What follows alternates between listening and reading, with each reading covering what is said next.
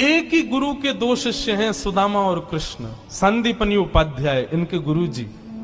लेकिन एक शिष्य सोने की नगरी का राजा है, पूरे विश्व का अधिपति भगवान है, और एक शिष्य एक फूटी सी झोपड़ी में रहता है। एक बार संदीपनी विद्यालय में जब कृष्ण सुदामा पढ़ते थे तब भृगु ऋषि पधारे, सबसे क्रोधी ऋषि, और आकर के गुरु माँ से भिक्षा मांगी। माते भिक्षाम देही, माता भिक्षा प्रदान करो। माँ ने मन में विचार किया कि अभी सामग्रियां तो इतनी नहीं कि मैं भिक्षा दे सकूं, मना कर दिया। बोले भगवान आप कल आ जाना, आज तो भिक्षा के लिए सामग्री नहीं है, शाम को जब आ जाएगी तो कल आपको प्रदान कर दूंगा। अब भृगु ऋषि तो क्रोधी, उनको तो जब मांगे तब चाहिए।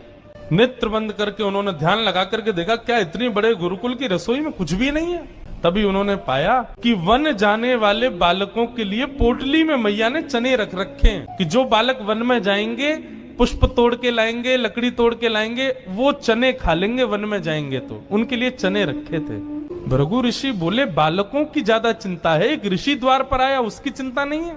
थोड़ी दूर जाकर के अपने कमंडल के जल से श्रापित कर दिया, जो भी उन चनों को खाएगा वो लक्ष्मीहीन हो जाएगा, उसके जीवन से लक्ष्मी चली जाएगी, वो निर्धन हो जाएगा।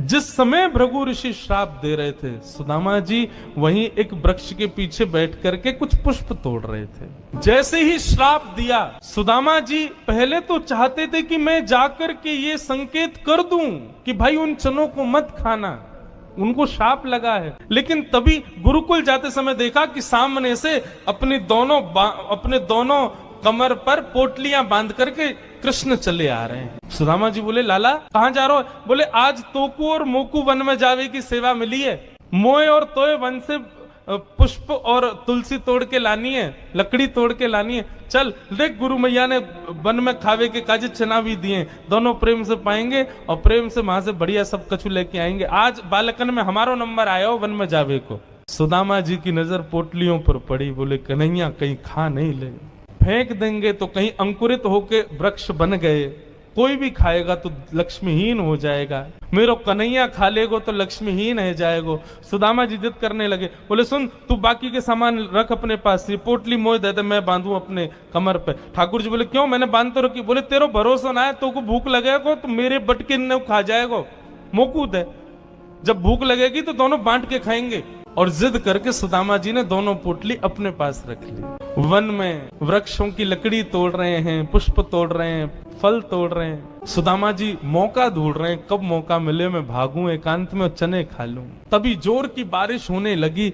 बारिश के कारण ठाकुर जी तो एक वृक्ष के नीचे जाकर के खड़े हो गए। अरे आजा सुदामा यहीं खड़ो है जा, बहुत वर्षा है रही है। पर सुदामा जी एक बगल में एक और विशाल वृक्ष था, उसके ऊपर चढ़ गए, डाल पर जाकर के बैठ गए। वर्षा हो रही थी, ठाकुर जी एक वृक्ष के नीचे खड़े हैं, दूसरे वृक्ष के ऊपर सुदामा जी बैठे हैं। सुदामा जी बोले यही सही समय है, और पोटलियां खोल करके सुदामा जी खाने लगे। ठाकुर जी ने देखा, ए सुदामा मेरे उचना है में खा मत जाइयो, रुक जा बरसा रुकंद मैं हूं आ रहा हूं ऊपर। लेकिन सुदामा जी के नेत्रों से आंसू गिर रहे हैं। बोले लाला तू सदा प्रसन्न रहे, मेरे बट की लक्ष्मी भी तेरे पास आ जाए, तेरे जीवन में कभी कोई कष्ट नहीं आवे, मेरे लाला को कभी रोनो नहीं पड़े, कभी उदास नहीं हो, कभी दुखी नहीं हो, यही मेरी मित्रता को उपहार में अपने कृष्ण को देना चाहूं। और उपहार के रूप में सुदामा जी ने मानो अपने जीवन में प्राप्त होने वाली समस्त लक्ष्मी भी श्री कृष्ण के चरणों में पधरा दी, और दोनों पोटली के चने स्वयं सुदामा जी खा गए। द्वारिकाधीश कृष्ण उस दिन तो सोच रहे थे कि सुदामा तूने एक बार भी विचार नहीं किया कि मेरे भी चने थे उसमें, पा गया। सुदामा जी क्षमा मांगने लगे, बोले माफ कर दे लाला, भूख ज्यादा लगी हमारे, खा गए हो, लेकिन वास्तविकता कौन जाने। सुदामा जी महाराज फटी टूटी झोंपड़ी में रहते हैं, उधरी हुई धोती पहनते हैं, अन्न जल का तो कोई ठिकाना ही नहीं है, ऐसे घर में रहते हैं। पत्नी बोली द्वारिकाधीश आपके मित्र हैं, आप जाते क्यों नहीं कभी उनसे मिलने? सुदामा जी बोले कहीं मेरी दशा देख करके कोई ये ना सोचे गरीब है, भिखारी मांगने आया, इसलिए मुझे अजीब लगता है। और दूसरी बात ये कि मैं कृष्ण का सखा हूं, अब कृष्ण तो बढ़िया राजकीय वेश में रहता है, अब मैं ऐसे रहता हूं, कोई मुझे देख करके कहीं ये ना सोचे ये कैसा सखा ठाकुर जी का, इसलिए मुझे लगता है कि मैं यहीं से ही उनको भज लूं, उनके पास ना जाऊं। सुदामा जी की पत्नी ने सौगंध दे दी, तुम्हें मेरी सौगंध है, जाओ द्वारिकाधीश से मिलके आओ। पत्नी की सौगंध मान करके सुदामा जी आज विचार करने लगे, जाऊं? कृष्ण ये तो नहीं सोचेगा कि कहां से आ गया, कुछ मांगने आया है। कृष्ण तो नहीं सोचेगा, लेकिन उसकी पटरानियां, उसके राज्य के लोग, महामंत्री आदि, ये सब तो नहीं सोचेंगे। सुदामा जी को बहुत संकोच हो रहा है, लेकिन पत्नी की सौगंध है तो निकल पड़े। पत्नी ने 4 घरों में जाकर के अलग अलग एक एक मुट्ठी चावल लिए, जानबूझ। क्यों? ताकि जब ये पोटली द्वारिकाधीश देखेंगे तो अलग अलग प्रकार के चावलों को देख के पहचान जाएंगे कि एक दाना भी सुदामा के घर का नहीं है। थोड़ी तो कृपा करेंगे मेरे ऊपर। सुदामा जी पोटली दबाए निकल पड़े। सुदामा जी महाराज धीरे धीरे चल करके द्वारिका की ओर जा रहे हैं। चलते चलते महीनों बीत गए सुदामा जी को। तभी एक व्यक्ति से बोले, भैया द्वारिका नगरी कितनी दूर रह गई है अभी यहाँ से?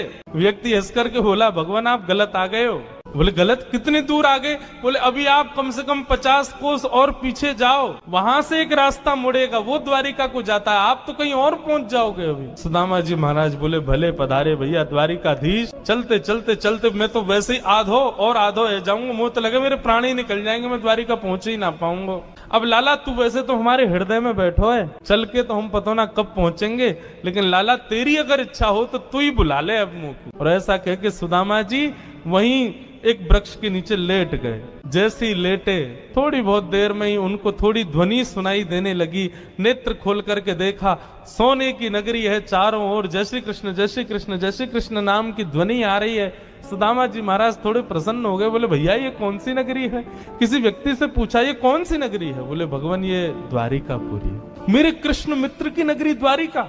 बोले हाँ ये द्वारिकाधीश की नगरी द्वारिका। सुदामा जी तो नाचने लगे, जय हो वारे कन्हैया तेरी कृपा। भैया ये द्वारिकाधीश कहाँ बैठे होंगे? बोले सामने जो महल दिख रहा है इसी के राजा हैं द्वारिका, आप चले जाओ। सुदामा जी गए द्वारपालों से जाकर के बोले, भगवान मेरी फटी हुई धोती और मेरे पतले दुबले तन को देख करके आप ये मत सोचना मैं गरीब हूँ कुछ मांगने आया हूँ। पहले ही स्पष्ट कर दिया, मैं कृष्ण का सखा हूँ। हम दोनों एक साथ एक ही गुरुकुल में पढ़े हैं, नाम मेरा सुदामा है। आज अपने सखा से मिलने आया हूँ, आप कृपा करके उनको जाकर के ये बता दीजिए।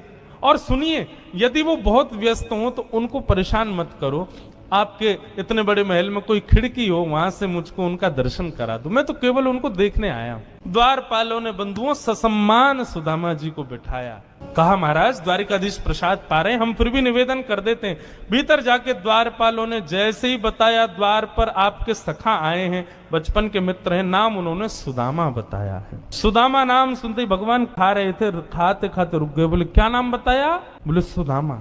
मेरे बचपन के सखा सुदामा आए हैं बाहर? बोले हाँ नाथ सुदामा जी आए। आप प्रसाद पा लीजिए, हमने उनको कह दिया है आप जब निवृत्त हो जाएंगे तब दर्शन करें। भगवान बोले प्रसाद ये आवश्यक है, मेरे मित्र आए सखाए बाहर खड़े, तुम उनको बाहर ही छोड़ के आ गए। भगवान आज पहली बार बीच प्रसाद से उठ गए, दौड़े। महामंत्री, सेनापति, पत्नियां सब दौड़ रही हैं। ऐसा कौन आ गया जिसके लिए भोजन छोड़ के भागे? द्वार पर दीनहीन सी अवस्था है, सुदामा जी खड़े। भगवान ने जाकर के हृदय से लगा ली। बार बार उनके मुख को देखते हैं, फिर हृदय से लगाते हैं, फिर देखते हैं, फिर हृदय से लगाते हैं। अपने गले में गलवैयां डाल करके लेकर के चल रहे हैं। फिर चलते चलते पता नहीं क्या होता है, ठाकुर जी फिर रोकते हैं, फिर हृदय से लगा लेते हैं, फिर चलते हैं, फिर हृदय, बार बार हृदय से लगा रहे हैं और रोने लग रहे हैं ठाकुर जी। रुक्मणी आदि पटरानियों ने ऐसा दृश्य पहले द्वारिका में कभी नहीं देखा। सुदामा जी को ले जाकर के द्वारिका के सिंहासन पर बिठाया।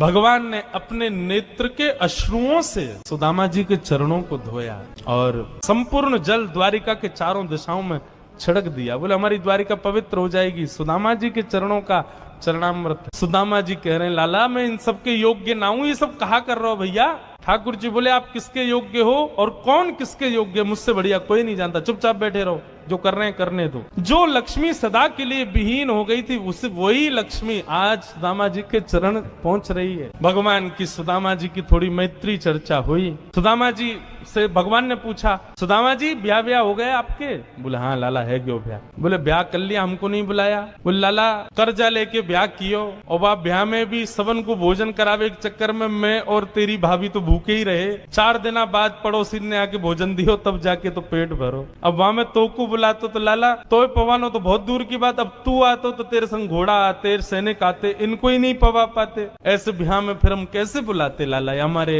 निमंत्रण ना दियो। मेरी छोड़ लाला, तू बता तेने ब्याह कर लियो? भगवान बोले हमारे ब्याह की मत पूछो, जैसे आपका ब्याह बताने लायक नहीं ऐसे हमारे ब्याह भी बताने लायक नहीं। बोले नहीं नहीं लाला बता ब्याह